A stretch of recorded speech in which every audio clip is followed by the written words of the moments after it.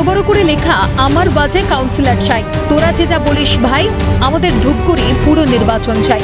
কটাক্ষে সুর নাগরিক মঞ্চে ফের পুরসভা নির্বাচনের দাবিতে উত্তাল জলপাইগুড়ির ধূপগুড়ি শহর।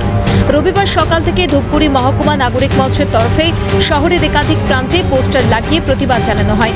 2017 সালে 17ই আগস্ট ধূপগুড়ি পুরসভার শেষ নির্বাচন হয়।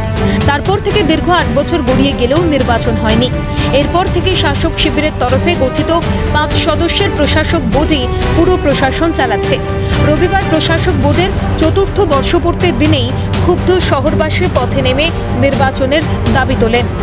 বিক্ষোভকারীদের অভিযোগ, অগণতান্ত্রিকভাবে পুরসভা চালানো হচ্ছে, গণতান্ত্রিক অধিকারকে অবরুদ্ধ করে রাখা হচ্ছে। আমরা পৌরবাসী হিসেবে অনেক পরিষেবা থেকে বঞ্চিত হচ্ছি। বিভিন্ন জায়গায় জল জমে আছে, বিভিন্ন জায়গায় নোংরা আবর্জনা পড়ে আছে, ডাম্পিং গ্রাউন্ড নেই, সবাই সমস্যায় জর্জরিত। যেহেতু কাউন্সিলর নেই কোনো ওয়ার্ডে, আমরা চাই দ্রুত এই পৌরসভা ভোট হোক এবং আমরা কাউন্সিলর ফিরে পাই, যাতে পরিষেবা আরও ভালো করে পাই। শহরবাসীর আরও অভিযোগ, নির্বাচন না হওয়ার জেরে উন্নয়ন একেবারেই থমকে গেছে।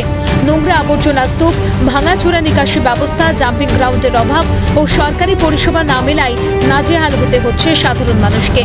নাগরিক হিসাবে এটুকু বলতে পারি যে বিভিন্ন ওয়ার্ডে বিভিন্ন সমস্যাগুলো তো হচ্ছেই, কারণ একজন স্থায়ী কাউন্সিলর বা একজন স্থায়ী চেয়ারম্যান যাই হোক না কেন, যদি স্থায়ী পদে থাকে তাহলে তার কাছে যতটা সহজে আমরা পৌঁছতে পারি, এবার প্রশাসক মণ্ডলীর কাছে সেইভাবে পৌঁছানো আমাদের পক্ষে একটু সমস্যাও হয়ে যায়।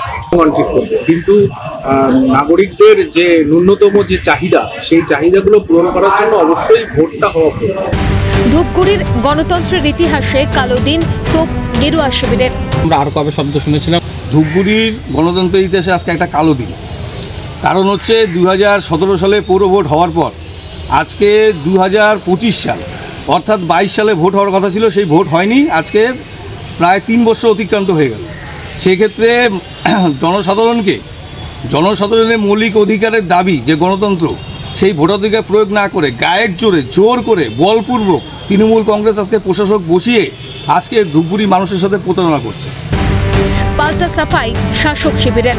আমি আবার বারবার বলছি, ভোট ধূপগুড়ি পৌরসভা করে না, প্রশাসনিক ব্যবস্থা নির্বাচন কমিশন করে। এটা যারা বলছে তাদেরকে বলে নির্বাচন কমিশনে গিয়ে যে পরিষ্কার করতে। মহকুমা নাগরিক মঞ্চ শহরে বিভিন্ন জায়গায় পোস্টার লাগিয়েছে, সেটা যার যার বিষয়, তার স্বাধীনতা দেশ।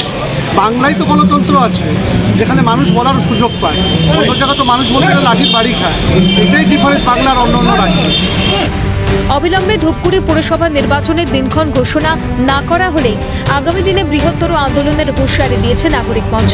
এখন দেখার কতদিনেই পুরসভা নির্বাচনের দিনক্ষণ ঘোষণা হয়। জলপাইগুড়ি থেকে ঝিলাম দেবের রিপোর্ট, ক্যালকাটা নিউজ।